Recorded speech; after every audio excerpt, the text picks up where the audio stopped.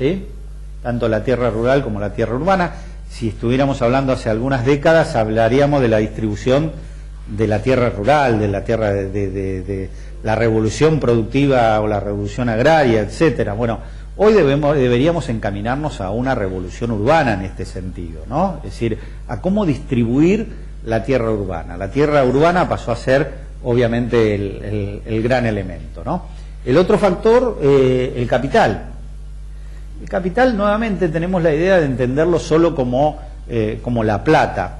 Pero si uno va a la definición que el mismo Banco Mundial hace en sus primeras hojas de su libro sobre lo que es el capital, él reconoce 4 formas muy claras de capital.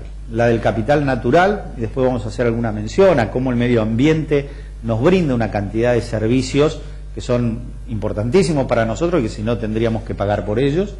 El capital físico, que es efectivamente el capital monetario, el de los metales, el oro, la plata, etcétera, el de las construcciones, el de las infraestructuras, ese es el capital físico.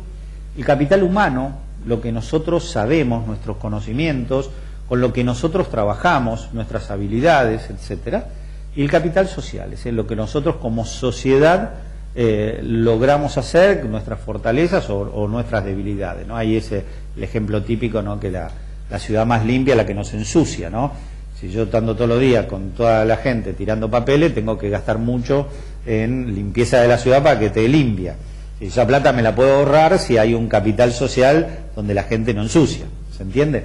Bueno, y el tema del trabajo, ¿no? El trabajo en términos de dignidad, de accesibilidad, etcétera, ¿no? Esos son los 3 factores de producción.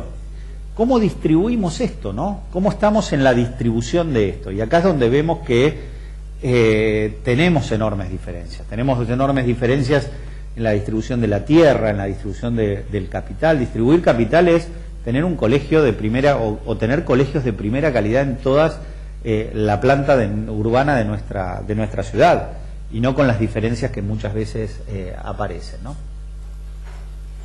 Y es interesante de que con Klitschko, por ejemplo, un par de veces pude hablar y preguntándole por estudios que hablen justamente no de distribución de ingresos, sino de distribución de la riqueza en los términos que Alarcón plantea, ¿no? Y prácticamente no hay, sobre todo sobre suelo. Hay muy poco trabajo sobre esto y es un campo interesantísimo como para elaborar. O por ahí busqué mal y por ahí alguno sabe y me avisa porque me pondría muy contento también, ¿no? Otros autores importantes, fundamentales, diría yo, para empezar a ver esta cuestión de la ciudad, por eso insisto lo que decía Tomás, y por eso esa introducción mía para hablar de distribución del ingreso, pero para hacerles el puente a lo que es la mirada urbana de la distribución, ¿no? Por supuesto, nuestra mirada es la distribución de los factores de producción, la de la tierra y la del capital y del trabajo, pero la tierra y el capital fundamentalmente, ¿no? 2 autores, decía, importantísimos para poder entrar en esta mirada son Martin Smolka y Carlos Morales, ¿no? Brasilero el primero, mexicano el segundo, ambos profesores del Lincoln Institute en Harvard, y ellos también hablan de una relación casi de causalidad entre lo que es la pobreza y lo que es la informalidad, ¿sí? Y ellos entonces plantean, bueno, no es que la informalidad es lo que genera la pobreza se genera evidentemente por otras cuestiones también, pero la informalidad urbana le aporta mucho al crecimiento de esa pobreza, ¿sí? Porque uno puede tener ingresos, ¿sí? Por encima de la línea de pobreza, pero si no accede a una parte de la ciudad formal y tiene que estar en un lugar de informalidad donde las infraestructuras y los servicios no son los adecuados porque no se pueden brindar bien, donde ni siquiera se es ciudadano porque no tiene domicilio fiscal o porque muchas veces no se puede dar ni siquiera como domicilio de persona, ¿sí? Entonces hay un fenómeno de alienación que justamente provoca esa situación de pobreza, ¿no? Entonces vemos ahí también un tercer elemento que es el de la informalidad, que es como clave en todo esto, ¿no? Eso nos lleva a este otro punto, que es el de las desigualdades sociales, pero también el de las inequidades urbanas.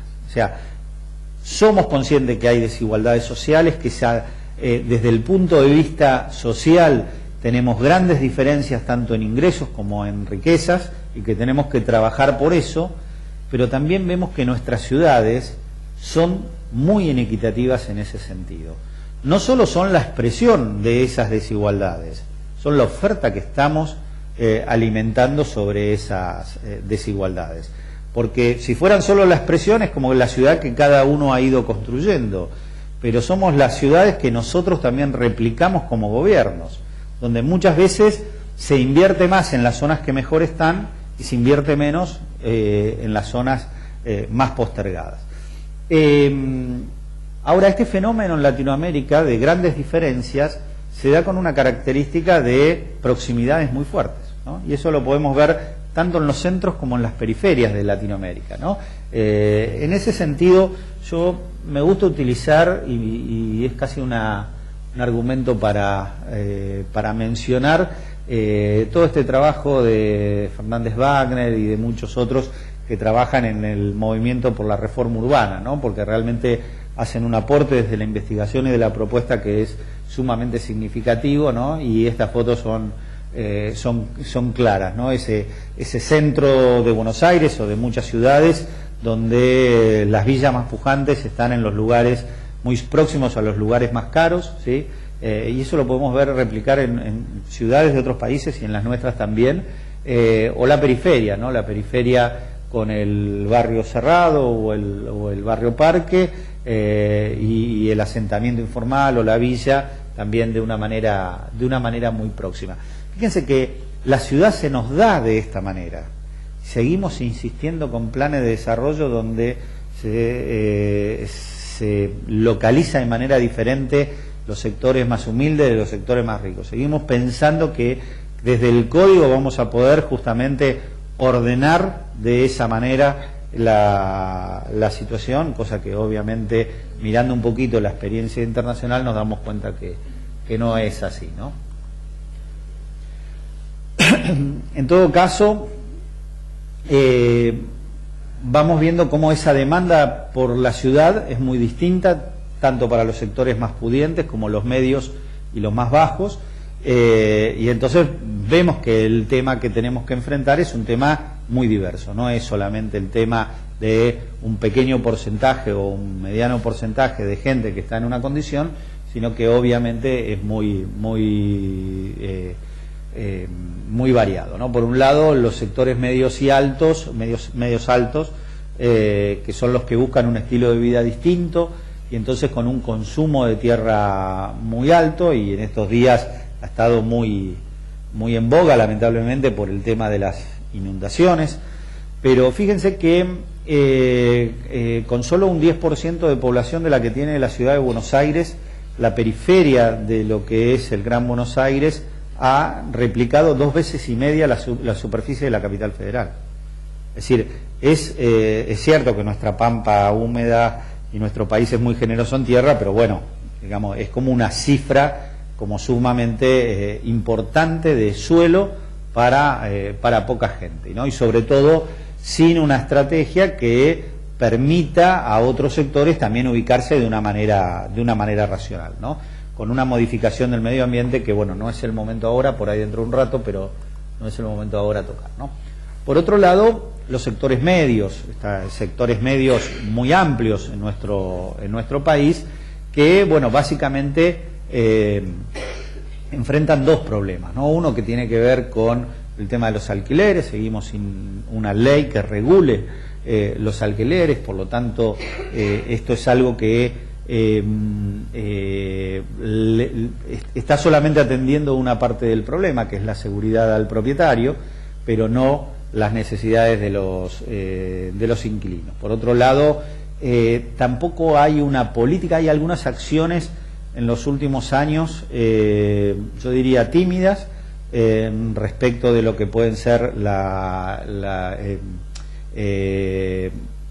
un gobierno o un Estado interviniendo con alguna herramienta dentro de la cuestión de los alquileres, algo en la provincia de Buenos Aires y en la ciudad, que es el tema de la garantía bancaria, ¿no? Muchas veces, mucha gente no es que no pueda pagar el alquiler, sino que lo que no consigue es una garantía bancaria una garantía de algún conocido para presentarla, ¿no? Y entonces o no alquila o tiene que pagar por esa garantía, ¿no? Entonces una herramienta normal en otros lados es que el banco tenga un sistema de garantías bancarias, ¿no? Eso la provincia de Buenos Aires hoy lo tiene, pero lamentablemente se lo usa para la gente que va a vivir a Capital Federal. Si no se lo usa dentro de nuestras ciudades. Uno va a cualquier banco del interior, pregunta y no tienen ni idea. ¿Sí? Sin embargo, sí te sirve si mandás a los chicos a estudiar a Buenos Aires, te sirve eso de la garantía. Fíjense que es una herramienta muy buena de repente para desarrollar en las ciudades del interior. Y Capital Federal ha hecho esto también con un agregado que está, a mí me gustó, muy bueno, que es el de que también incluye un préstamo bancario para pagar los meses de adelanto y de comisión a la inmobiliaria. Eso que es esa plata que tenés que poner de golpe y que, bueno, muchas veces no la tenés, de repente la podés estar pagando en los 2 años de tu contrato. Ahora, cuando uno va a ver cuánta gente está utilizando esa herramienta, es poquísima. Algo también está fallando ahí. Pero la herramienta, digamos, son herramientas que hay que construir para superar esta situación, ¿no? El otro punto tiene que ver con los créditos, ¿no? Después vamos a hablar mañana sobre este tema, ¿no? Pero este es el otro gran tema de los sectores medios, ¿no?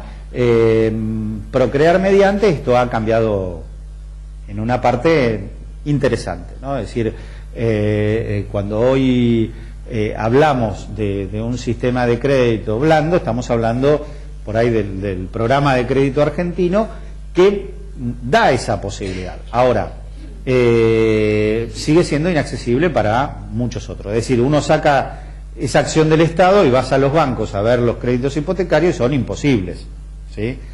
Entonces uno debe preguntarse a cuánta gente está atendiendo el Procrear, ¿sí? Por esto yo digo, insisto, mañana nos metemos más en este tema, ¿no? Está muy bien lo del Procrear, pero hay que ampliarlo. Es necesario llegarle a mucha más gente. En primer lugar, porque reconoce solamente al que tiene empleo en blanco, ¿sí? Y gran parte de nuestra población no lo tiene, ¿no? Pero bueno, no me quiero enredar con ese tema ahora. Mañana hablaremos. Pero este tipo de gráficos nos ayuda a mirar un poco esto de hasta dónde se puede llegar. Ese gráfico, parecido al de la copa, lo que está marcando son 10 renglones, cada renglón es un 10% de la población. Es de hace algunos años esto, no importa los números, eso, digamos, en los diarios aparecen cada 6 meses, ¿no? Y lo que nos está diciendo, no sé, ¿me puedo acercar hasta allá o no me puedo mover mucho con esto? Lo que nos está diciendo es en función de los ingresos que cada uno de esos 10 sectores está teniendo, la cantidad de metros cuadrados que puede estar comprando. O sea, la cantidad de crédito que puede tener y en función de ese crédito la cantidad de metros cuadrados que puede estar comprando. ¿Qué es lo que dice esto? Que solamente este 20% de población es el que puede comprar un departamento de un dormitorio, ¿sí? Y estos dos de un monoambiente, ¿sí? Entonces lo que nos está mostrando, insisto, si bien esto es viejo, la situación al presente no cambió sino que empeoró, ¿sí? Lo que nos está diciendo es que el problema de acceder a la compra de un departamento chico, de un terreno, por más que sea el más barato, es un problema que no es solo de los pobres por ingreso, es un problema que afecta a más de la mitad de la población, ¿no?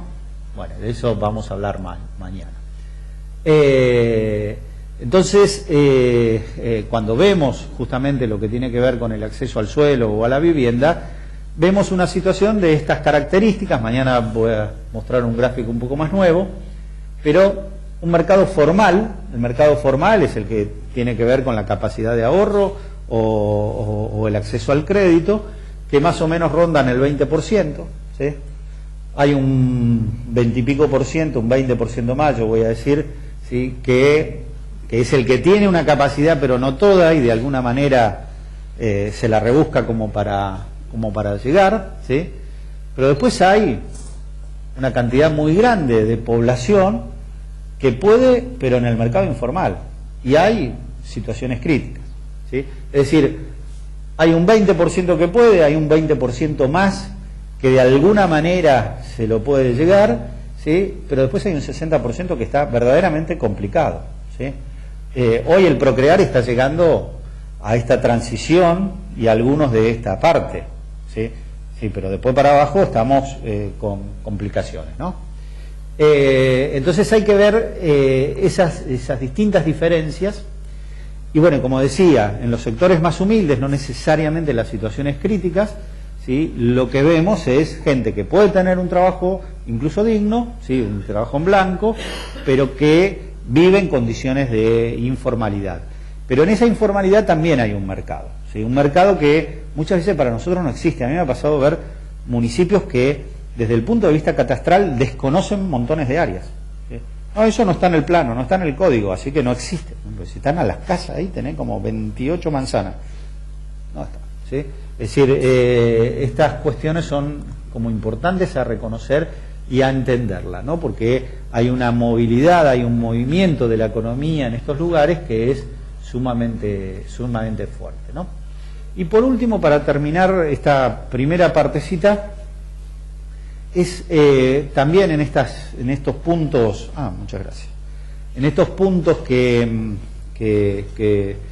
conceptualmente me parece importante destacar, es la relación entre la ética y la estética, si ustedes creen que existe alguna de esa relación, ¿no? Y en todo caso, entender sobre qué trata la arquitectura y el urbanismo, porque muchas veces, y sobre todo quizás desde la mirada de afuera, ¿no? Esos arquitectos, qué bueno, la estética, ¿no? Tiene que ver con la estética, ¿no? Yo tuve la suerte de cumplir un sueño, que era irme a trabajar con un arquitecto que desde que lo escuché la primera vez me gustó mucho, que es Rogelio Salmona, en Colombia. Y Rogelio, una persona que era tan importante la ética como la estética, y que él te hablaba de la ética de la arquitectura, no tanto de la estética, ¿no? Y esa relación, bueno, esa es la biblioteca Virgilio Barco, lo que aparece ahí por detrás, una de las bibliotecas públicas más importantes de Bogotá, y que en definitiva justamente hace este planteo.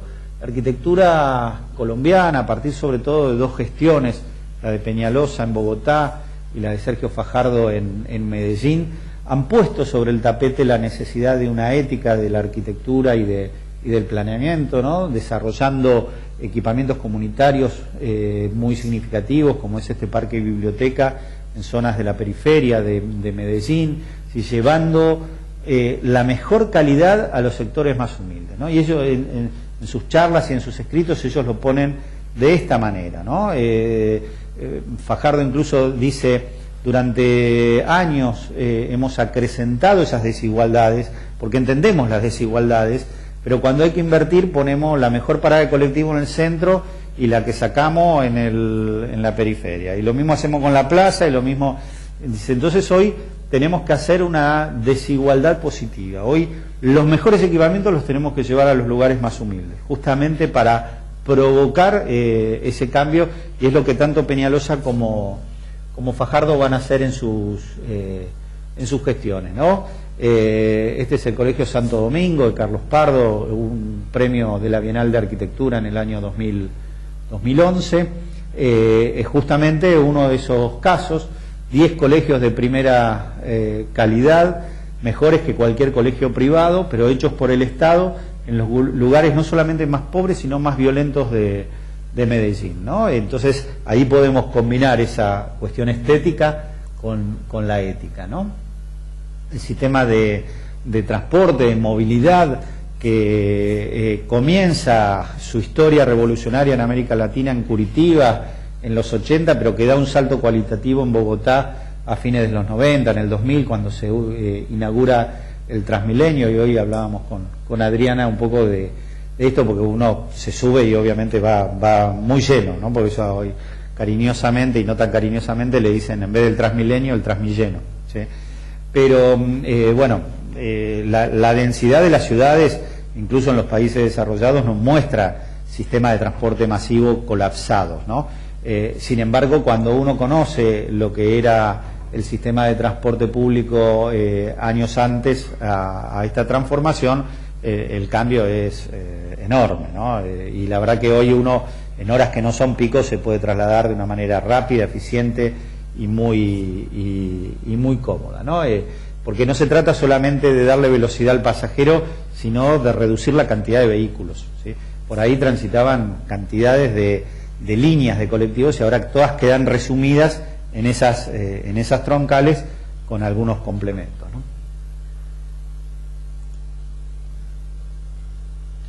Y esta cuestión de la innovación, ¿no? Esto es Medellín, ¿cómo hacemos con el transporte público para llegar arriba de la montaña? Porque y encima en esos faldeos que han sido asentamientos, entonces que no hay lugar para calles anchas, y entonces se tarda 2 horas en subir en una moto, en una combi, caminando, etcétera, para poder llegar hasta allá arriba de la montaña, y de repente alguien pateó el tablero y dijo, llegamos por arriba, ¿no? Y hoy uno, no hasta allá arriba, hasta detrás, tardás 8 minutos un día de semana, 12 minutos el fin de semana, que va a otra velocidad, pero de una manera cómoda, eficiente, rápida, que permite pensar la ciudad de otra manera, ¿no? Hay en mi libro, en la parte de las conclusiones, arranco sobre el tema de la complejidad, sobre lo que es la complejidad urbana, pero a partir de pensar la complejidad en términos de Edgar Morin. Y Edgar Morin hace una interesantísima reflexión, a mi gusto, sobre lo que significa la complejidad en la política, y él habla de que un político que verdaderamente toma decisiones tiene que ser creativo y asumir riesgos. Así que no hay una verdadera decisión política si no es creativa y si no se asume riesgos. Realmente estos gobernantes que han tomado este tipo de decisiones verdaderamente son, desde mi punto de vista, admirables, pero uno entiende también los riesgos que se corrían, ¿no? Y cuando uno puede meterse un poquito más en estos proyectos y conversar con quienes estuvieron en la parte técnica, ahí uno se da cuenta de la complejidad que implicaba llevar adelante estas cuestiones, ¿no? Uno estaría pensando, acá te grafitean las columnas. Bueno, allá el principal problema era que se las dinamiten. Entonces, culturalmente, porque estamos hablando de barrios muy complejos, ¿no? Y hablando, a mí tuve la suerte de hablar con la directora de planeación de Metrocable y con gente que estuvo en el terreno trabajando con la comunidad, y el punto principal era enseñarles a que las columnas esas no se dinamitaban. Ahora, de ahí pasás a que 10 años después estas cosas del metro en sí, el sistema de metro está impecable, la gente no te abre un caramelo para no ensuciar, ¿sí? Se han apropiado de una manera muy fuerte, pero no por una cuestión de ADN, sino porque hay un trabajo desde la política y de la técnica que va logrando esa apropiación del usuario, ¿no? Y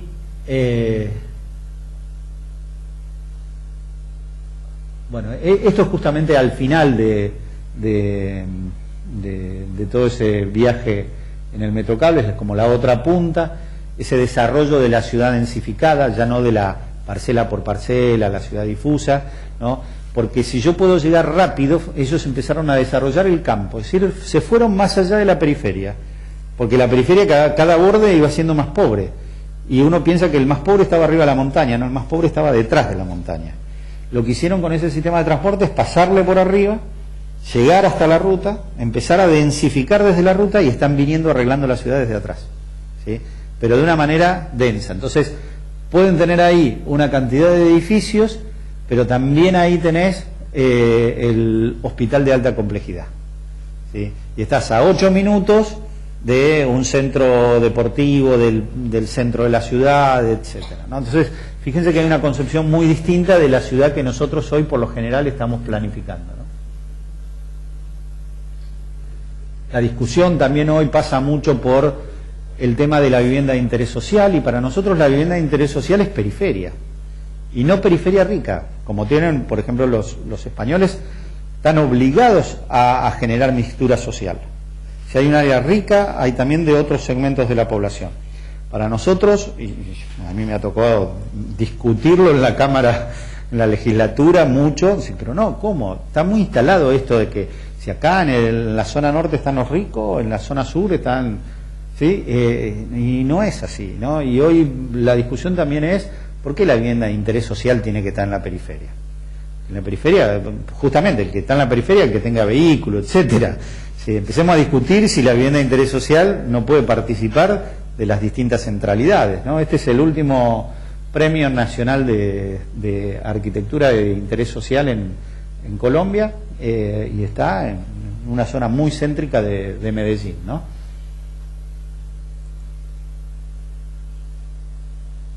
Y esto, para terminar esta primera parte, ¿no? Y seguir con esta cuestión de creatividad y debate que me parece que nosotros tenemos que animar, que tiene que ver con la movilidad también, que tiene que ver con la creatividad y la toma de decisiones, que es este conjunto de escaleras mecánicas metidas también en una barriada pobre y violenta, como una 13, que hoy es un éxito desde el punto de vista de lo que es la planificación urbana. Un lugar detectado donde había unas diferencias de nivel muy altos, más de 40 metros en un tramo muy corto, con una población de edad bastante elevada, que por lo tanto se dificultaba mucho el movimiento por ese lugar. Entonces una serie de intervenciones, de pasarelas entre medio de esas viviendas que han crecido no planificadamente, ¿no? Entonces, y ahí poder incorporar estos elementos que para nosotros están más vinculados al centro comercial, de repente a nivel urbano, en ese tipo de lugares, ¿no? Entonces quería traer, aunque sea muy salpicadamente, estos temas, estos últimos ejemplos, como para ver también esa relación entre la ética y la estética, ¿no? Entonces, por un lado, como les decía, crecimiento y desarrollo, desigualdad en términos de ingresos y en términos de oportunidades, de riquezas, esas diferencias sociales, pero también esas inequidades urbanas, ¿no? Y esta relación entre ética y estética, como para tratar de darle marco a esta primera parte de la jornada, ¿no? Y esto es lo último, también muy interesante. Después, si quieren, les paso algunos videos. Acá es muy parcial lo que se ven. Están haciendo todo un jardín circunvalar que va a dar la vuelta a todo Medellín. Ya se inauguraron los 2 primeros kilómetros y medio. Entonces, todos esos asentamientos que han crecido por los faldeos, como no tienen espacio público porque han crecido de manera espontánea y devorando todo metro cuadrado, lo que están haciendo es un gran jardín con paseo peatonal que vaya a comunicar todos esos barrios desde las partes altas.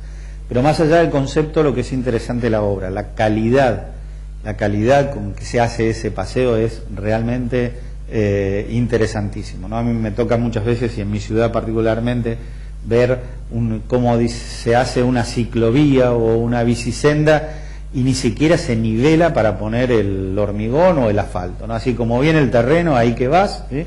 Entonces, a mí que me cuesta arrancar para caminar, pero además que como tengo alguna operación de cintura, vas caminando nunca bien, ¿no? Y uno ve estas cuestiones. La otra vez en una charla en el Colegio de Arquitectos tenía tiempo como para mostrarles algún video de cómo se construyen estas sendas, ¿no?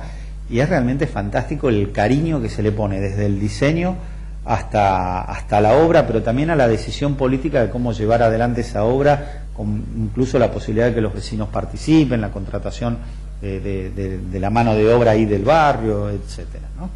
Bueno, conceptos generales, pero que para mí son fundamentales para la mirada de ciudad que tenemos que hacer. Si les parece, hacemos un corte, Adriana, ¿sí? Y vemos cómo...